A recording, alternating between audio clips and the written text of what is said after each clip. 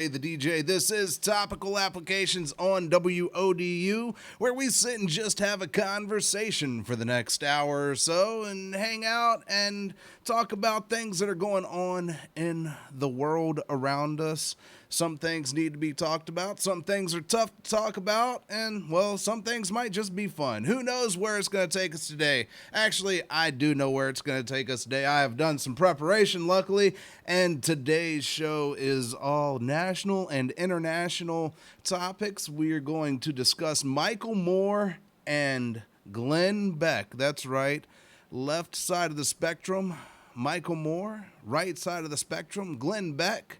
They both seemed to be in agreement yesterday on NBC's Meet the Press when they talked with Chuck Todd. We're going to hear their interviews with Chuck Todd and discuss those in just a few minutes. We are also going to talk about the U.S. war propaganda machine has just been exposed, their efforts in Iraq for a number of years, and the amount of money the Bureau of Investigative Journalism released an article and report this morning detailing, with details of what happened in the war efforts in Iraq as far as propaganda is concerned.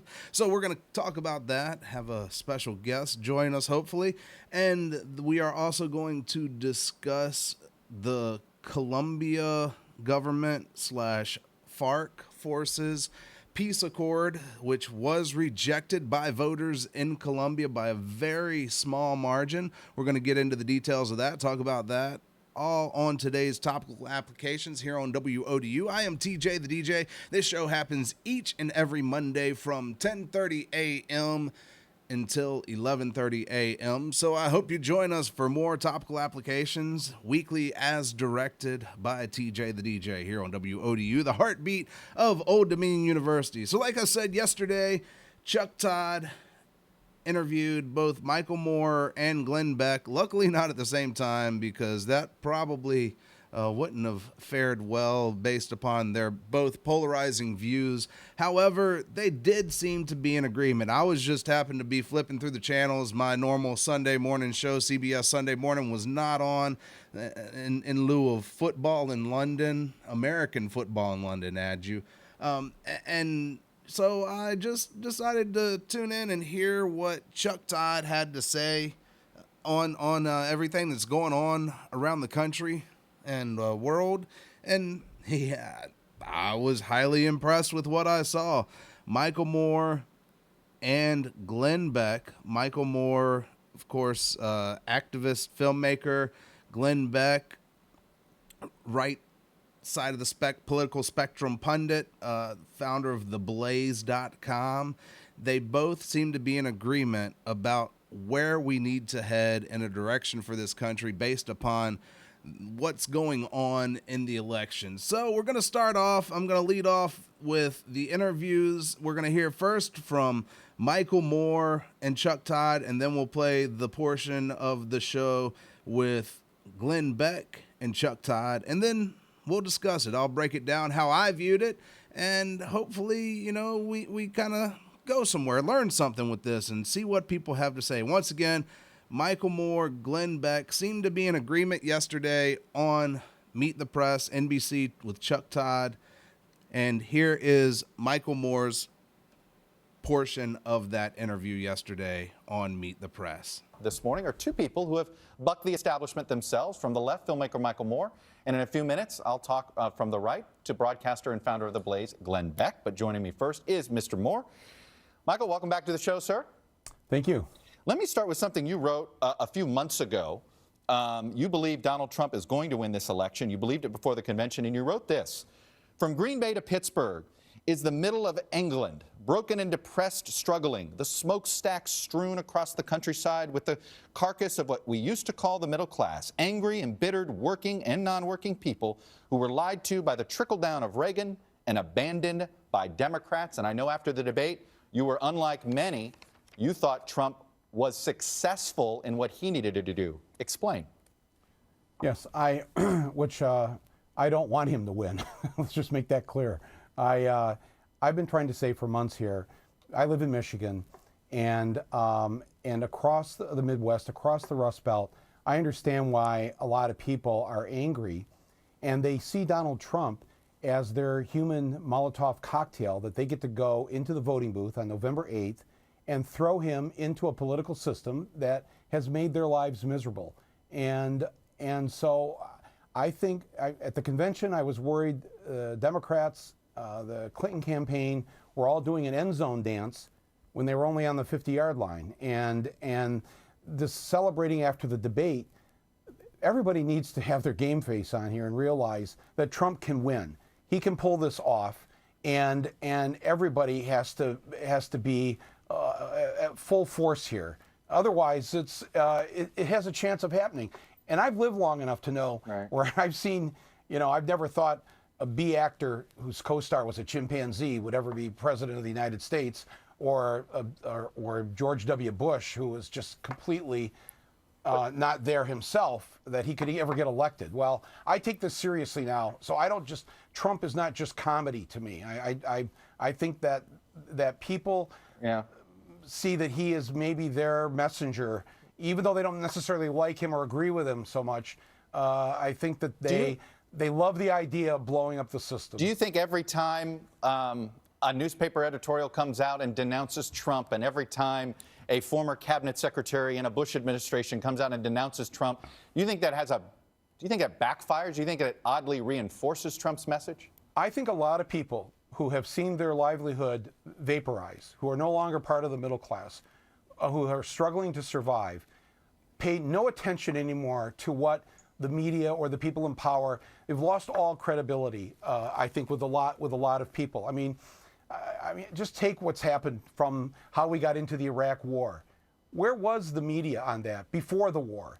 Where was the New York Times, for instance, putting Judith Miller's stories, concocting weapons of mass destruction on the front page of their paper? Where was the media while Wall Street was creating this crisis that was about to happen?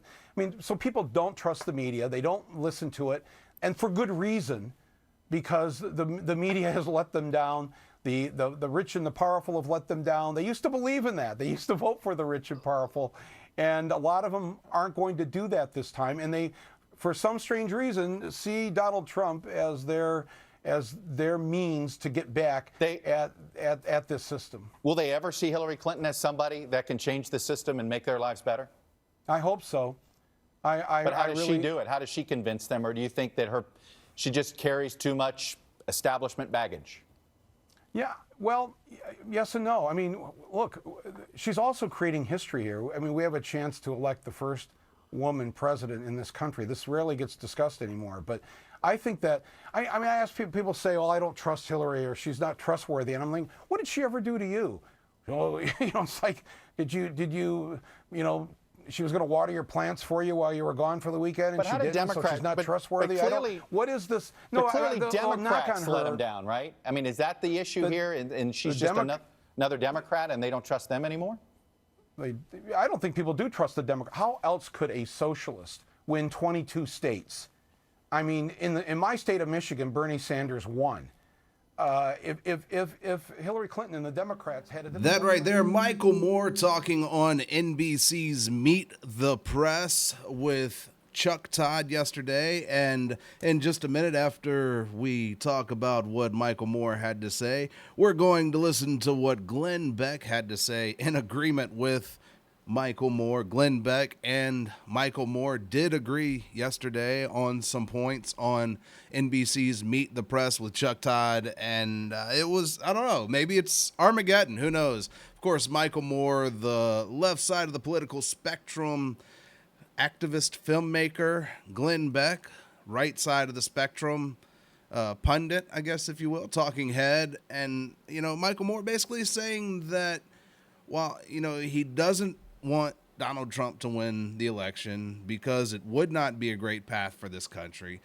And then also saying he does recognize the fact that many people feel let down. And I attended a lecture with CNN presidential historian and Rice University professor Douglas Brinkley here at the campus on Thursday night. and he was talking about how, it's a very polarizing election right now, and we need to kind of figure out what direction this country needs to take, and a lot of people don't feel like they have the proper choice in making that decision between Hillary Clinton and Donald Trump.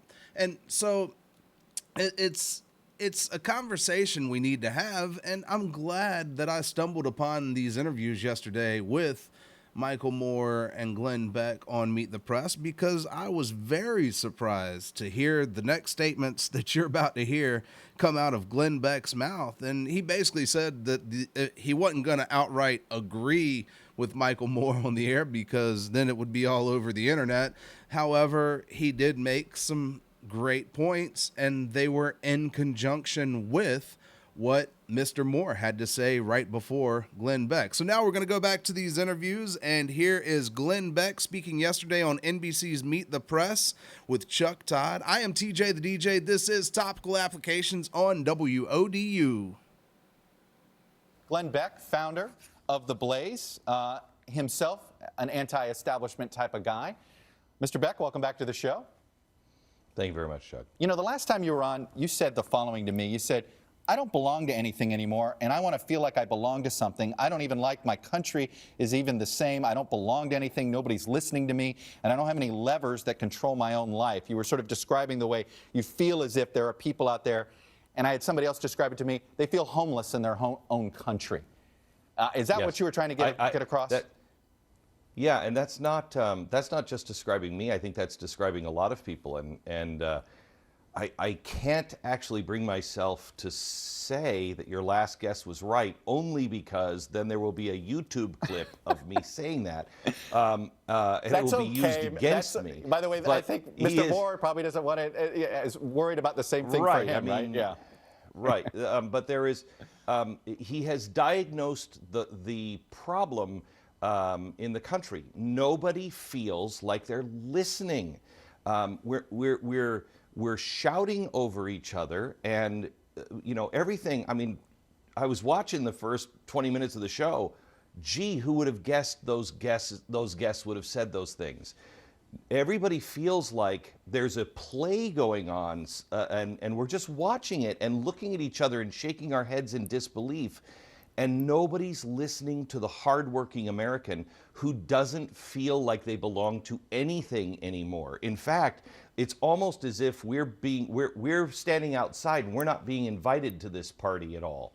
And it's going to backfire. And it's interesting that you would have Michael Moore and me both on the same show talking about this, because I think there's a lot of people that would claim that Michael Moore and Glenn Beck are responsible for a lot of this. When I can't speak for Michael, because I honestly don't watch much of what he does, and I'm sure he doesn't with me. But I warned about this. When they were mocking me for bringing up Nazis, the reason why I did many of the times was to warn about the rise of the uber right in Europe that would bleed into America, and it's happening. We have to change our course, and we have to change our course as individuals now. You and I were had an interesting back and forth before this show when we were talking about this segment, and I think one of the challenges I know you wanted to discuss is how do you the eventual winner has to govern, right? And the eventual winner is going to be governing a populace, 40% of which will maybe not accept the result, and 40% of which certainly won't listen to what anyone is saying out of Washington. So how give a recipe of how to start to fix this problem? No, I've been looking through history, and the only thing I can come back to is Gandhi and Martin Luther King. What we're going through right now is more of a Malcolm X attitude, where we don't understand reconciliation. We just want to win. We have to stop winning, and we have to start reconciling with each other, and realize we're not going to lose our houses or our jobs or our country. We're losing something much more important. We're losing ourselves. We're losing our civility. We're losing our decency. We're losing our neighbors and our family. How high of a price are we willing to pay before we say the idea that Malcolm X had, which was get 'em? is not the path that we should go on. We have to start reconciling with each other. And unfortunately, right now, there's no leader to do that nationally. It's going to require each of us in our own communities to stand and be shamed and be pilloried for it, but actually stand and do it. That right there, Glenn Beck talking with NBC's Chuck Todd on Meet the Press yesterday morning about the upcoming election. And prior to that, it was Michael Moore. So we looked at the left and the right side of things.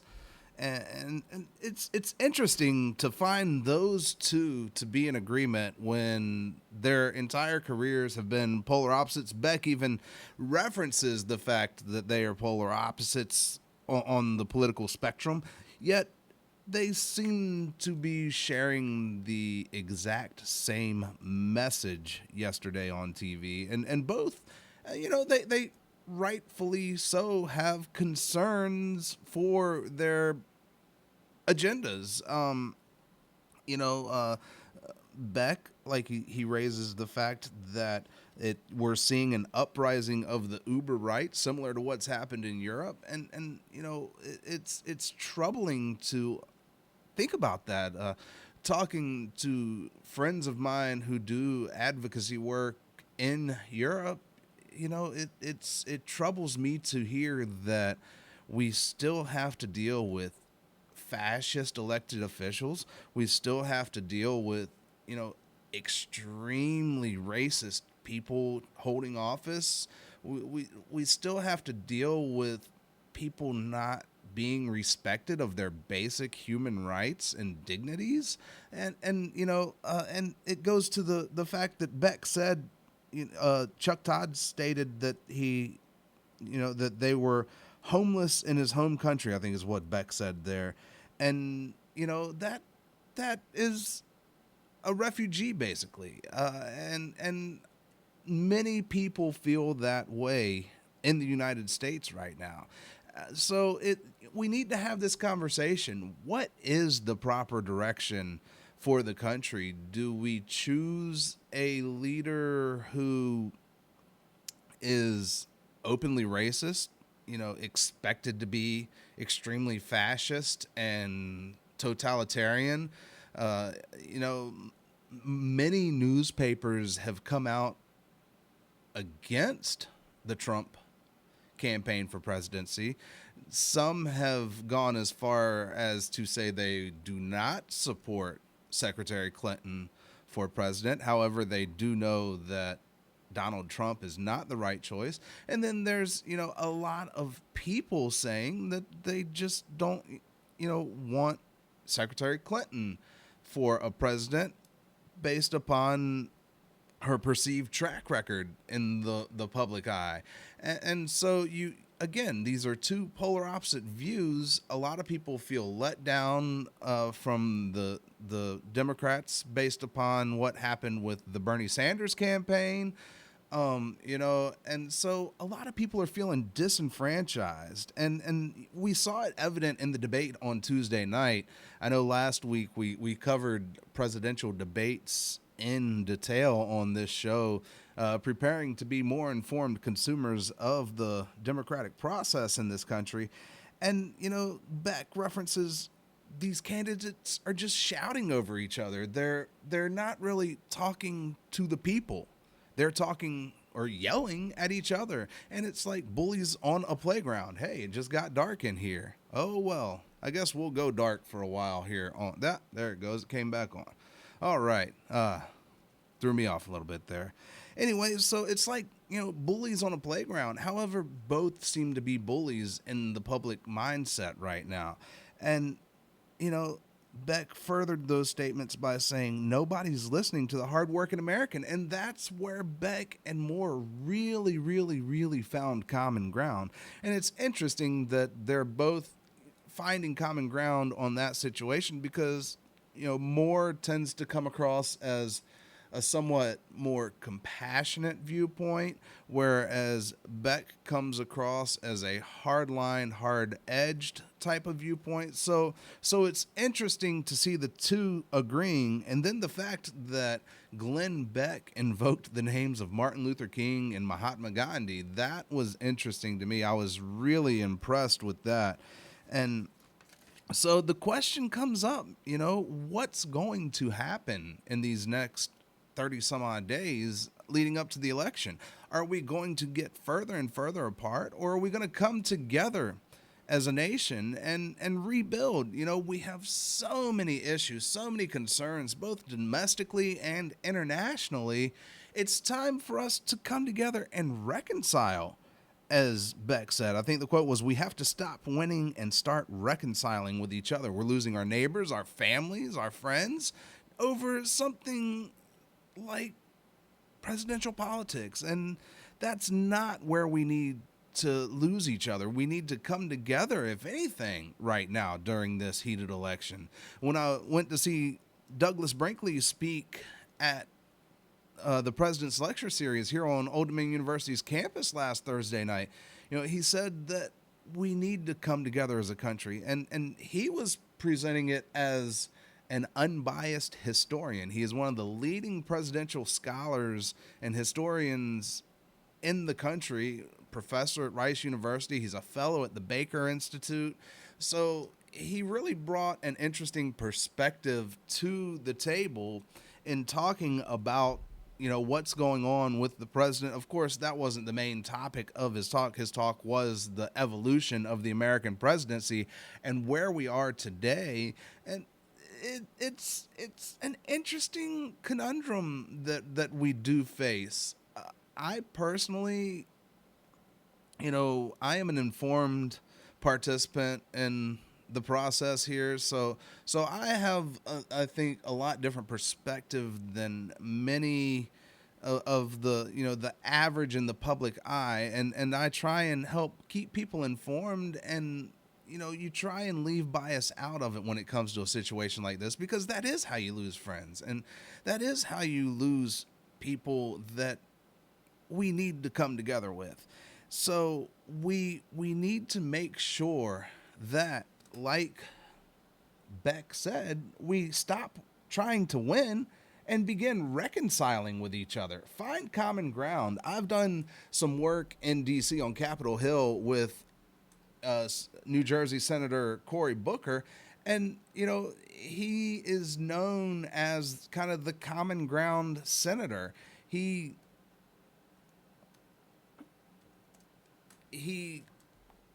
meets with people on the other side of the spectrum and finds where they are, and then sets aside his egos, sets aside his pride, and says, hey, let's talk about this. Let's see. We're both humans first and foremost. And even in the basic scientific idea of the evolutionary process, which has brought us to this point in our existence as human beings, survival of the species is at the front. And right now we're killing off our species. So it's over little bickering squabbles like the president and like what's going on in the world around us. So we do need to make sure that we come together, unite, find each other's common ground, and work together for a better tomorrow, for a better future for our future generations, ourselves included, and not really bicker and squabble over these types of situations that in the end it might all just be somewhat of a facade. The president really does not hold a lot of legislative power outside of the presidential veto and the ability to influence policy changes. So, and then, they do have to answer to the leaders of the actual party, the donors of the party. So, and I do personally believe that the two-party system is a complete failure and we need more participants in the democratic process as far as having choices for elected officials. So I hope that this conversation here, bringing this up, showing where people like Glenn Beck and Michael Moore could find common ground, really helps us think about what the implications of the next 35 or so days have leading up to this presidential election. And vote. Get out and vote. Let your voice be heard. And really know what you're voting on. And speaking of knowing what you're voting on, another headline that caught my eye this morning was the fact that the Colombians narrowly rejected a peace deal with the FARC forces. If you're unfamiliar with what's going on in Colombia, they have had a civil war kind of going on for years and years. When I was in the Navy, we deployed down to South America, and, I got to see firsthand kind of what was going on there, and we saw the training facilities for the anti-guerrilla warfare Marines there in Colombia. I can't remember what town that was in. We rode a boat off of our ship to the coast and had a little gathering and picnic and all at the base, and seeing the faces of these young Colombian Marines, knowing that they were younger than myself. I was just 22, 23 at the time, and knowing that they were younger than me, yet they had probably seen a lot more action. They had probably actually, killed somebody, shot somebody at their young ages. Some of them looked like they couldn't be more than 14, 15 years old. And this war and the forces of FARC have somewhat fueled the drug trade. They've committed a lot of terrorist acts in the country of Colombia, and that's where the issues with the people of Colombia rejecting the peace accord with FARC over the weekend came from. Colombians narrowly rejected a referendum on Sunday, a peace deal between the government and former rebel group FARC that took over 4 years to negotiate and would have ended 5 decades of war. In a final result, few were anticipating. 50.22% of voters voted no on the single issue ballot. Again, I say that 0.22% because that margin is where it lost. And they voted no on the single-issue ballot, a blow to President Juan Manuel Santos, whose popularity has suffered in his support of the deal. Also known as the Revolutionary Armed Forces of Colombia, FARC leadership released a statement expressing sadness at the vote. With today's result, we know that our goal as a political movement is even more grand and strong. The FARC maintains the will of peace and reiterates its disposition to only use words as a weapon for constructing the future, the statement said. And the anti-leader was the former president of Colombia, Uribe, and basically his complaint against the situation, and that release came from CNN, and it was Kelly Chen and Natalie Gallion on CNN that authored that report there. And former president of Colombia, Uribe, stated that, you had an over 200-page document condensed to one single question. And so, therefore, the people really weren't sure of what they were voting on. And many of the people feel that some of the FARC leaders need to be prosecuted for their involvement in terrorism in the country of Colombia.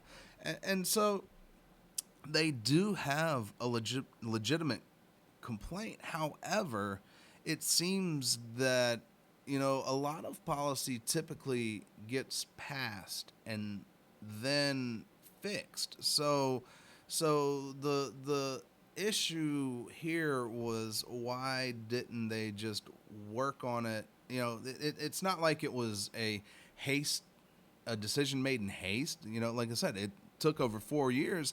And even when I was down there was talk of negotiations between the government and FARC and ending the decades-long war between the two. So, and that's kind of how you see a rise to legitimacy within government from extreme type viewpoints is typically they spend years fighting against the government, and then they begin working with the government and are recognized. And I'm sure that the forces of FARC have some legitimate complaints and arguments against the government in Colombia and need to reconcile those. Again, it goes back to that term reconciliation. They were attempting to reconcile, and instead it's now set back the timeline, and a lot of people were expecting this to happen.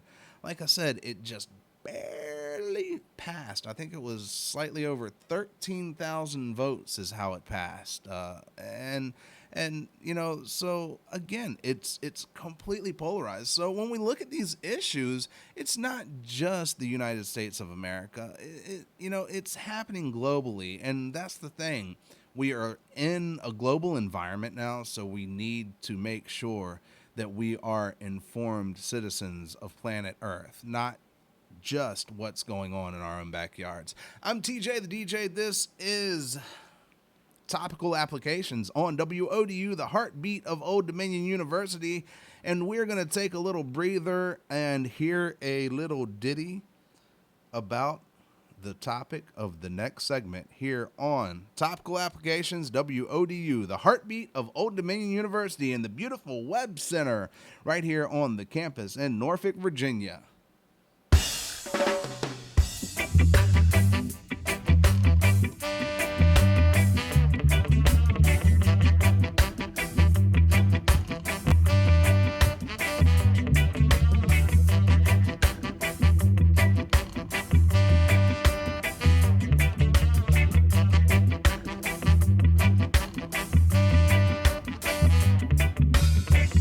So tell me more about my situation and evil men who are coming for my nation and evil forces who are coming for my freedom. In secret Congress, nobody ever see them for propaganda. Now it's everywhere I look, it's a propaganda. It's just like history books, propaganda. Everywhere I go, hey mister, well, tell me what you know. Hey mister, come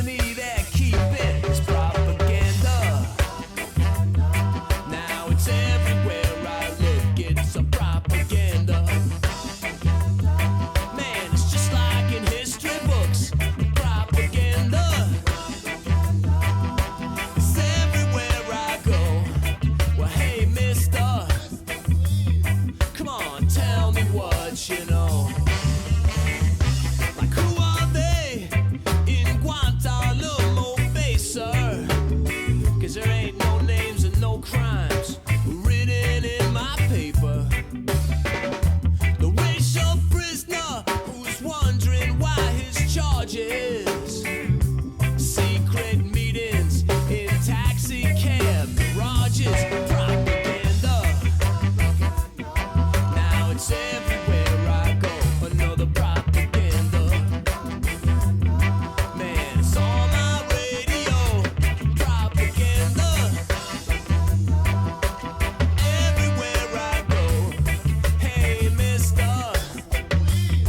Come on, tell me what you know. Hey, mister. Well, can you tell me what you know? The Slackers, one of my favorite bands, Propaganda, and that is the topic of the moment here on Topical Applications, WODU. I am TJ the DJ, and this morning the Bureau of Investigative Journalism released an article on American propaganda. United States of America dropping propaganda in Iraq during the Iraq War, and it is a big time PSYOPs mission that happened. We're going to hear from my buddy Ryan Harvey, who has been known for his international activism and advocacy, as well as working with, the solidarity movements between United States and Iraq, as well as other international outfits. So we're going to talk to him in just a few minutes. But first, I wanted to play the interview with the journalist that was actually involved in this whole propaganda machine here. And it was a British journalist, which also arose some concern about the fact that, the contract with the U.S. government, first, it was contracted out. Secondly, the fact that the U.S. government sent it to a foreign country instead of using American contractors. So first, we're going to hear from the journalist who no longer works with the group that was contracted out. The journalist was Martin Wells, and here is some of his conversation that led to this article, again, being released today by the Bureau of Investigative Journalism on U.S. propaganda in Iraq.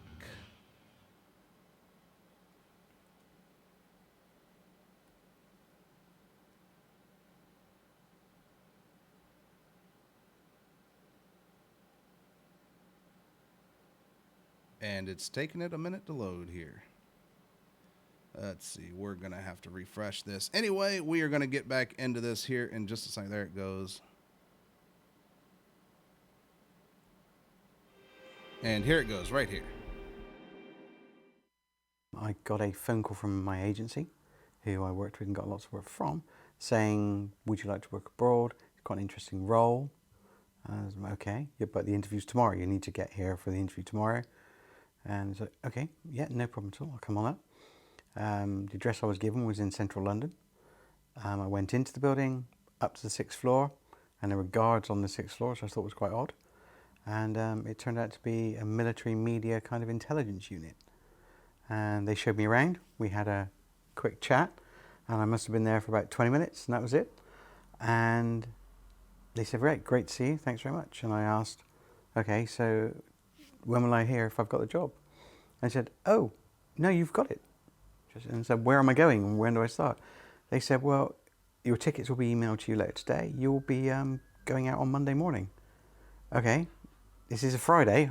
I'm talking to these guys. And I said, so where am I going? Oh, you're going to Baghdad. I was expecting to be in the green zone. But no, we were on a base called Camp Victory, which surprised me. So when I first arrived at the building that I was going to be working at, it struck me that it was a very secure building. Signs outside saying, do not come in. If you're not, it's a classified area. If you're not cleared, you can't come in. So when I first started working on it, I didn't know how big a project this was. I just assumed it was news gathering. But having seen the process and worked in the process, I then realised this was a big project. And the budget was large as well for this project. It was around about 120 million a year for this project. And that's a lot of money. Whilst I was working there were 3 different types of strand, really. So we would do the news items that would go out on the news and go out on various channels locally. The kind of stories, a bomb would go off, a car bomb would go off, people would die, we would have people out there filming it, it would come back, we would then edit it into stories that would then go out on various channels within the region. And we were to make it, as best we could, look as if it was made locally, which it is shot locally and it is edited locally. It was more to make it look like it was Arabic, to make it look like it was shot in the region, which it was, but to make it look like it was created by Arabic TV almost. So it was given the impression that this was done by an Arabic company, in my view. And then there were what they call TVCs, which are television commercials, to say Al-Qaeda are bad. There would also be things called VCDs, which we would make. The way I was approached about VCDs was, I was asked by my boss, we need to make this style of video, and we've got to use Al-Qaeda's footage and all their propaganda out there to do it. We need it to be 10 minutes long, and it needs to be in this file format, and we need to encode it in this manner. And yeah, that's great. And we're going to track it via Google Analytics. All the VCDs that were made, and quite a considerable amount, were taken by Marines when they were going into various villages or they were doing raids, whatever patrols they were on, and they were dispersed that way. That was the quickest, easiest, and also, I guess, the most sensible way of doing it. Because if they're raiding a house and they're going to make a mess of it looking for stuff anyway, they just drop an odd VCD there. Then when whoever comes back, they're going to pick it up and they're going to start checking stuff through. So it kind of made sense to do it that way. And these were... That right there, Martin Wells on being interviewed talking about his involvement in the U.S. propaganda efforts that happened in the Iraq region during the Iraq War. I think it was like from 2004 to 2011 is when he was involved with Bell Pottinger, who is a very large British PR firm. And on the phone right now, I have Ryan Harvey, who's a singer-songwriter, co-founder of Firebrand Records with Tom Morello, who's Rage Against the Machine guitarist, Prophets of Rage, and Firebrand Records is a socially conscious and active record label. And Ryan is also an international advocate as well as activist. Ryan, welcome to the show today. Hey, thanks. And Ryan, what are your initial thoughts on hearing what just dropped here from the Bureau of Investigative Journalism today? Yeah, I mean, well, first off, it is, this is a credible institution, right? Like the Bureau of Investigative Journalism is not it's not just a blog, Right. And it's a solid piece of journalism, and we heard from, one of the former employees himself. I hadn't heard the interview, but I read the article. And I mean, my first thought, right, the way I first heard about it was on a less credible website that was saying, look, there's proof that, the U.S. was making up stories about terrorist attacks to sell to the public. And I was like, okay, what's the source of this? And I went and read it, and I said, okay, so there's definitely, there was a lot of lying going on to, from what they say. What I think is so interesting is they say, oh, well, we were making these things up in order to track people who watched them so that we could, find the bad guys. Right.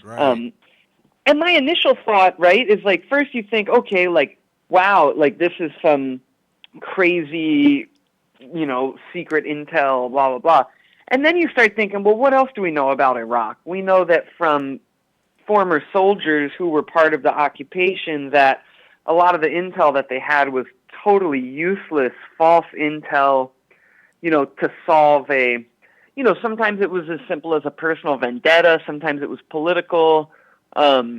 People would come into the U.S. and say, oh, this guy, this house, he's making bombs. And then, that would get passed to one group, that would get passed to intel. They wouldn't even look into it. They would just pass it on to whoever, and then 5 days later in the middle of the night, a bunch of GIs would come, raid the house, bag everyone's heads, take all the men, outside, and then another group would take them to a prison, and nothing would ever be found. These guys would be in, Abu Ghraib or one of these prisons for however long. They might be tortured by an Iraqi police unit. And it's such a separation of responsibility that the people who got the intel had nothing to do with the arrest. The jailers have nothing to do with the intel or the arrest. And everyone thinks these guys are bad guys.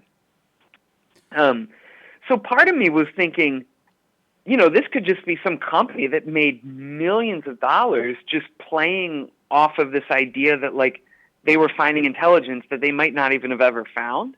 Right. On the other hand, it could also be as bad as what some people think when they read that article, is that, that the U.S. hired a firm that was basically given a green light to just invent stories that could have made their way. They acted like, oh, we were just disseminating them in order to track it. Well, once something's out there and then it gets picked up, the line between, oh, you were just doing intel and something being consumed by the public and understood as public fact and whatever, is very thin.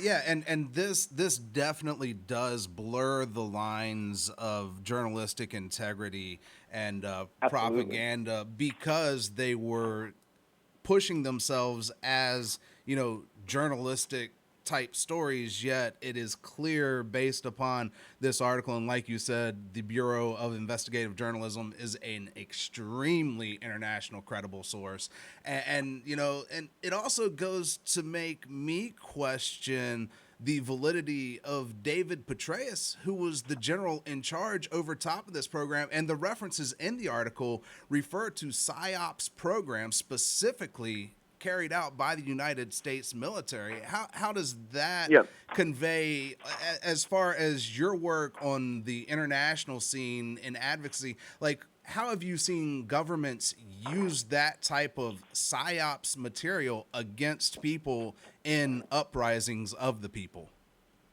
Yeah. Well, I mean, it also shows the level to which information warfare is really a true thing right now. This is sort of a Rumsfeld kind of, like that sort of, that area of politics that developed this idea, like, we'll have a smaller military, we'll rely more on private contractors, the media is one of the fronts of the battle, and what people think is happening is, arguably more important than what's actually happening.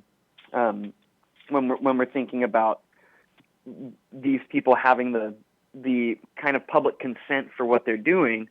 And we think that when we read the newspaper about Iraq or Syria or whatever, we think that we're reading the actual news, right? We think that, like, these people were there.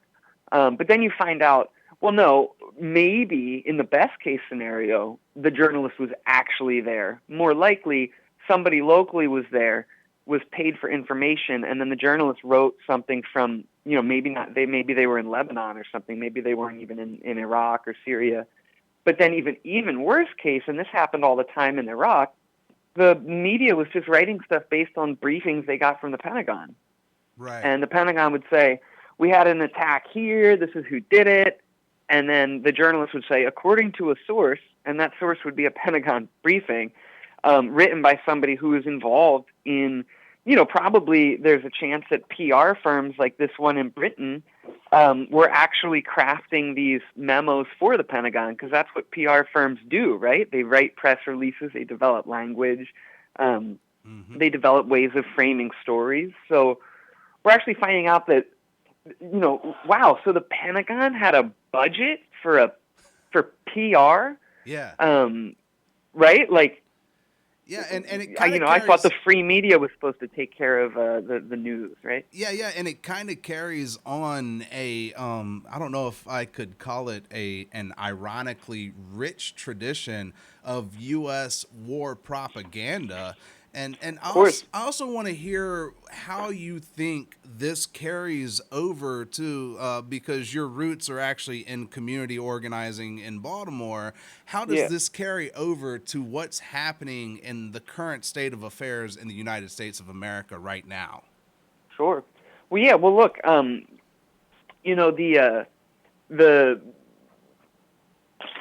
what was I just lost my train of thought there. But we'll talk about Baltimore for a second. Okay. I was going to say another article that broke fairly recently. I think it broke in April. Was that a historian, a scholar working in Germany, and this was printed by the Guardian and then picked up by the New York Times and all these others, said, the Associated Press had struck an agreement with Hitler and had been, they were the only American newspaper that was allowed to operate up until the point of U.S. declaring war on Germany in 1941. They were operating in Nazi Germany, and the Nazis were buying photos from them that they were using for really crazy pamphlets. Dr. Seuss was one of those artists. Ah, okay. Yeah, and they were showing how, here's the most popular Nazi propaganda book, and the photos were from the AP. Yeah.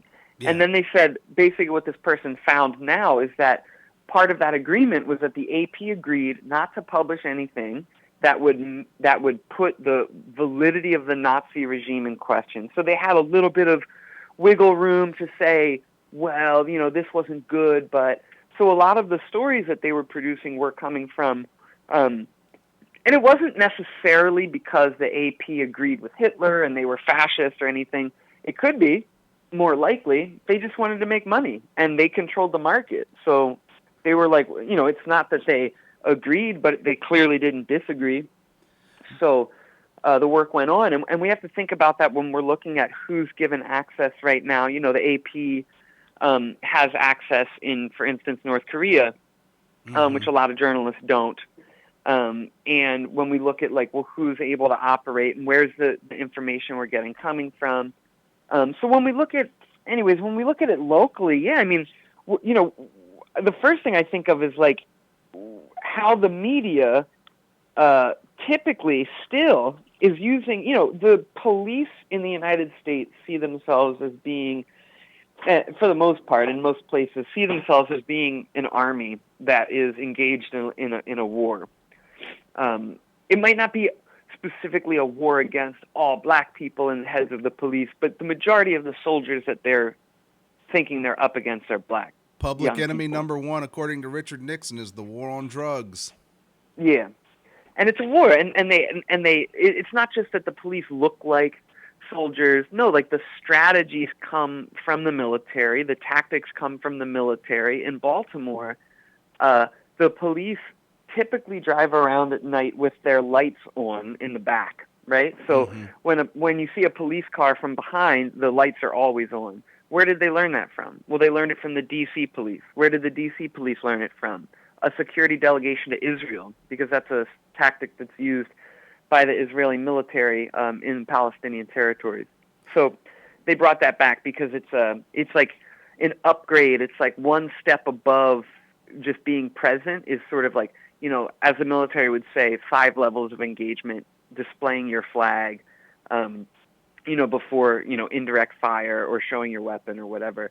So the police have this mentality. They're constantly at level 2 to level 3 engagement with, quote, the enemy.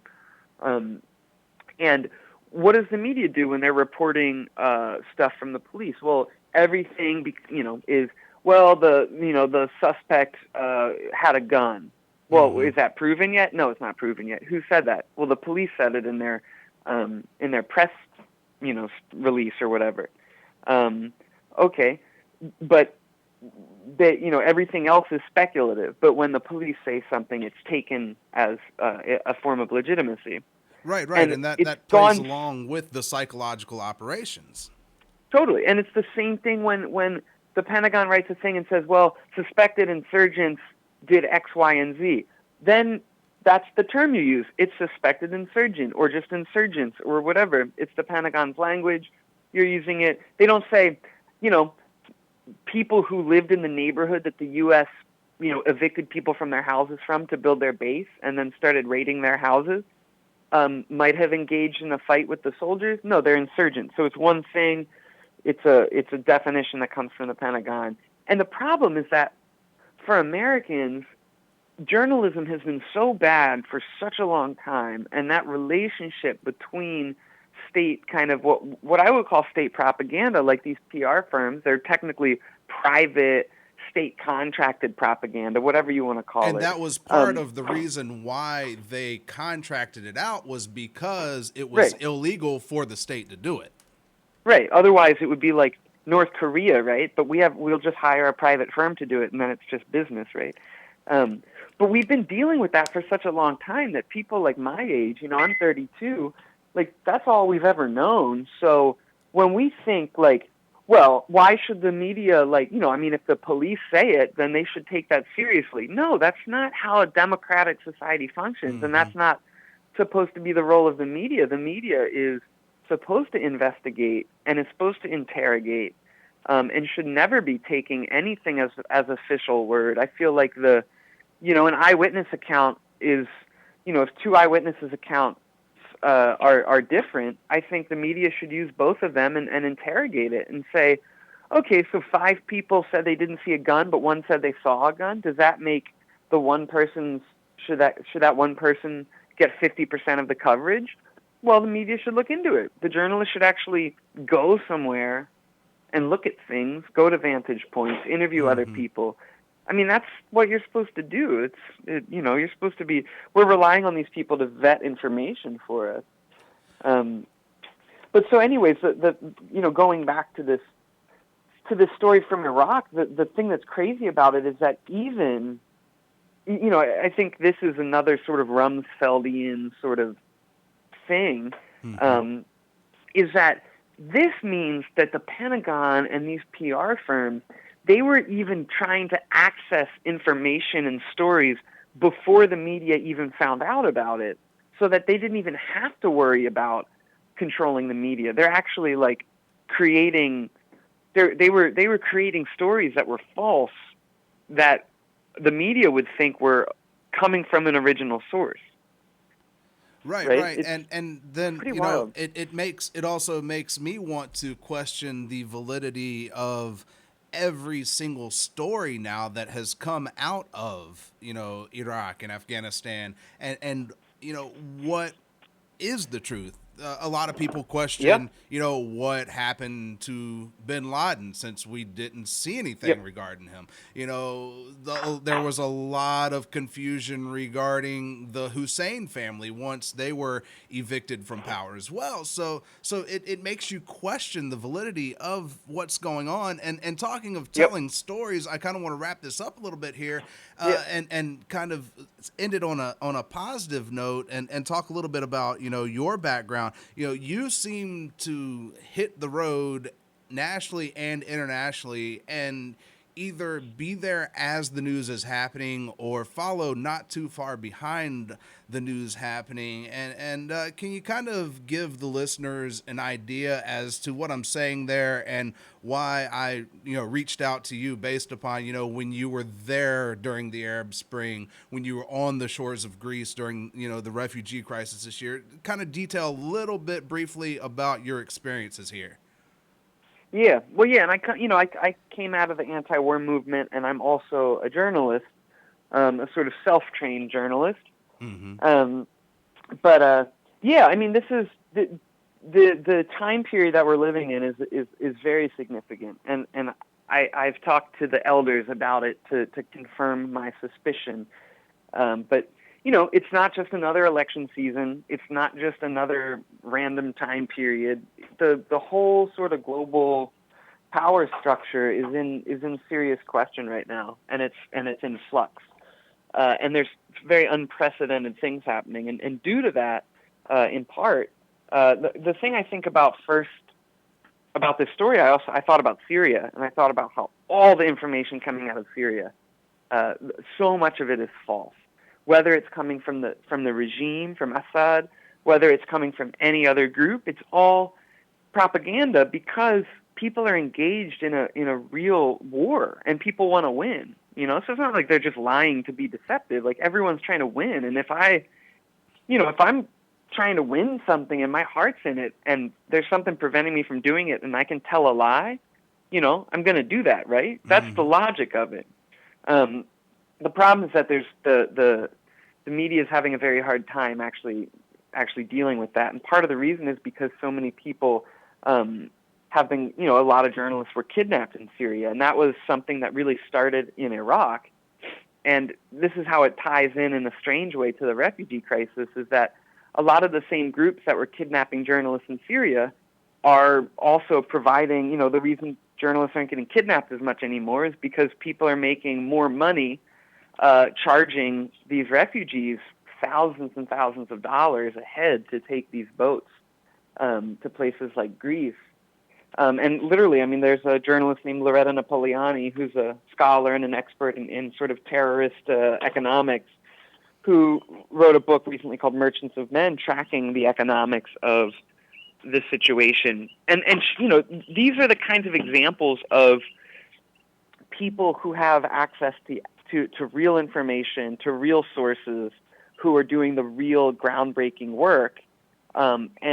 But it's easier for the media to tell these simplified stories. So one of them was like, oh, well, you know, a lot of the refugees that are coming are young men of fighting age, you know, and this is something the European far right is really excited about, you know. And then you go there and it's just not true. You know, like every boat, you know, half of the boat's going to be children, teenagers, babies, toddlers, lots of women, you know. You know, another thing was that, well, we hear about the refugee crisis as being the Syrian refugee crisis. This is like somewhere along the line, journalists decided it was going to be told as the Syrian refugee crisis. Granted, Syrians represented the most in the refugee crisis, but who's the second largest group of refugees? Afghans. Why is no one talking about that?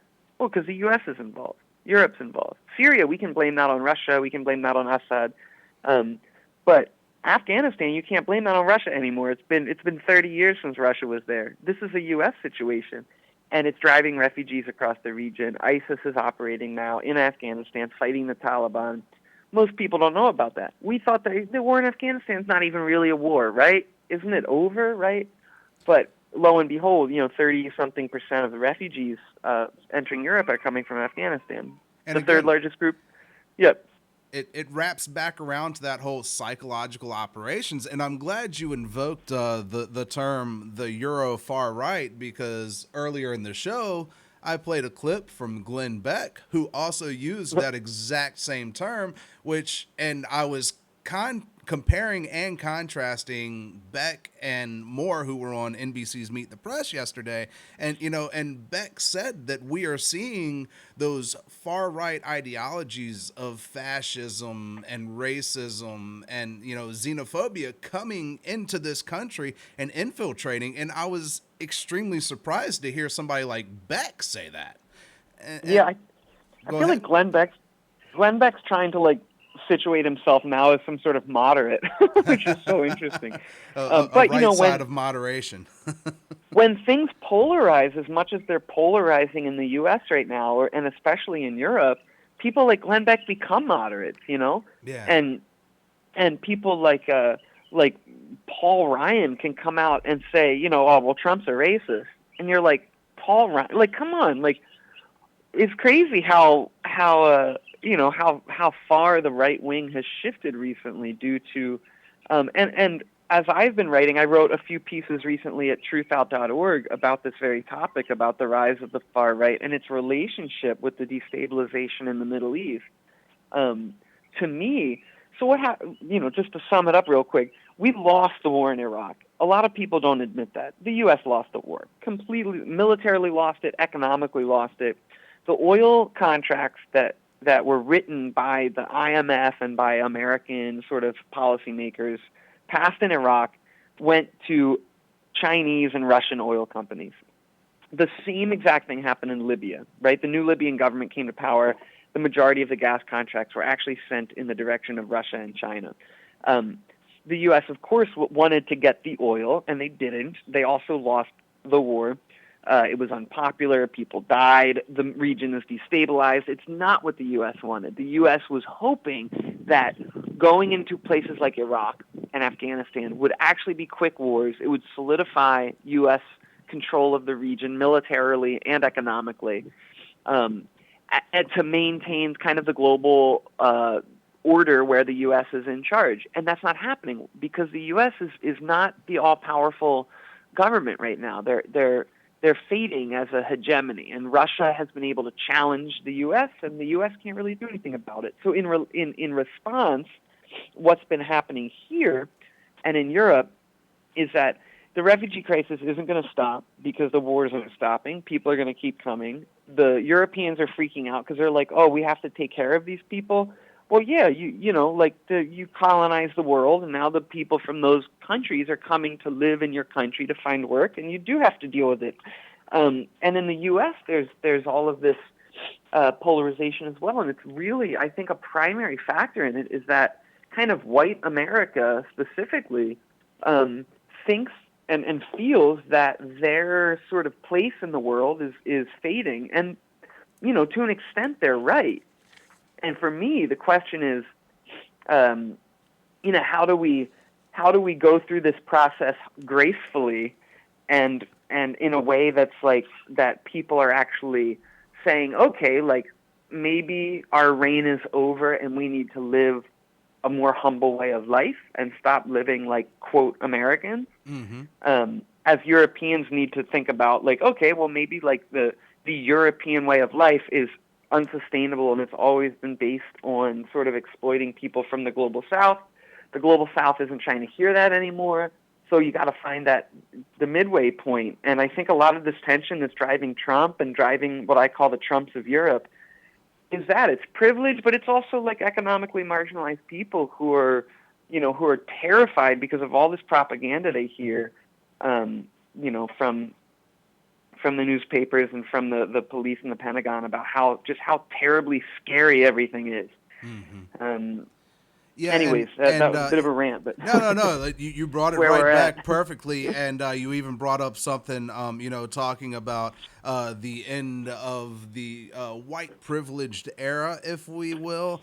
Sure. And I saw CNN presidential historian and Rice University professor Douglas Brinkley talking on the topic of the evolution of the American presidency on Thursday night, and he actually said, is this the last gasp of white privilege, or are these changing demographics going to show a reclaiming of heritage and privilege in this country? And, you invoked the name of Donald Trump. I just want you to get your plug in there for your music and all and your upcoming tour. So why don't you go on ahead and talk about that? And you already plugged truthout.org where you can find some of your writings, but go on ahead and tell us about that song about Donald Trump you just recorded. Yeah, well, yeah. I mean, speaking of the relevance of history and fact and stuff, Donald Trump not only was he sued in the 70s for racial discrimination against black people, but his father also was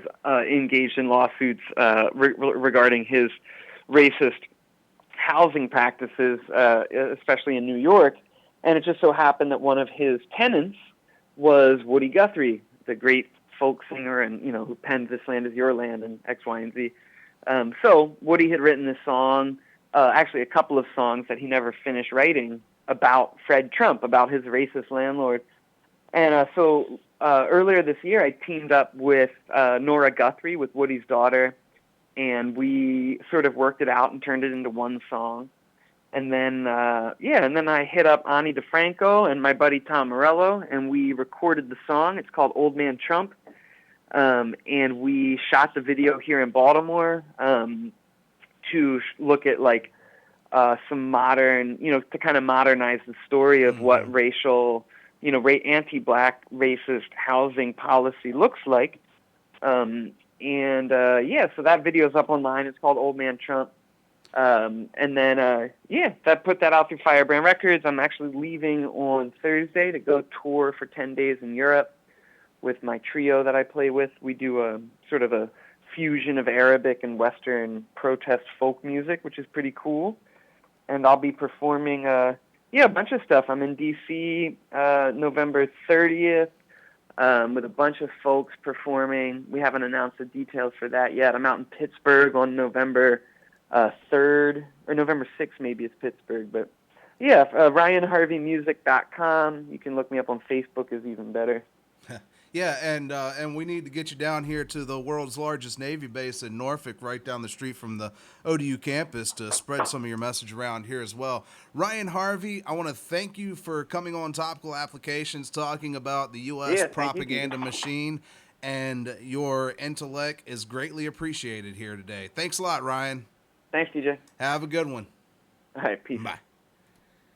Ryan Harvey right here, Topical Applications with TJ the DJ, WODU, the heartbeat of Old Dominion University, and that is going to do it for us today. I wish I had more time because Ryan and I could chat on these topics for days on end. So, and maybe we'll get Ryan in on my punk rock show on Fridays from 2:30 to 3:30 p.m. here on WODU. That's Eastern Standard Time. That is called Bullying the Jukebox, 2:30 to 3:30 p.m. Eastern Standard Time, WODU with TJ the DJ. This has been Topical Applications on WODU. It's been a lot of fun. I have enjoyed discussing this. Again, wrapping up today, we just got finished talking about the information that was just released today from the Bureau of Investigative Journalism regarding U.S. war propaganda, a false war almost, if you will, against, well, it was a false war against the insurgency, supposed insurgency now in this, framed in this situation in Iraq, where a British PR firm was hired to actually create fake videos and then drop them in people's house, have the U.S. military drop them in people's houses when they raided their houses. Then they were able to track when that video was played based upon Google Analytics. And you can find more information about that by just going to the Bureau Investigative, the Bureau Investigates labs.thebureauinvestigates.com. Again, that's labs.thebureauinvestigates.com, or just do a search for the Bureau of Investigative Journalism. I want to thank Ryan Harvey for joining us today. I also covered the resistance to the FARC peace accord in Colombia, as well as Glenn Beck and Michael Moore agreeing somewhat yesterday on NBC's Meet the Press with Chuck Todd. I'm TJ the DJ. I will see you next week, next week on Monday with Topical Applications here on WODU, and then on Friday, I'm sorry, my mind is all thrown off here right now. Hey, you didn't want to do that yet. But on Friday, we will be doing Bullying the Jukebox right here on WODU, the heartbeat of Old Dominion University. Till then, see ya. So long.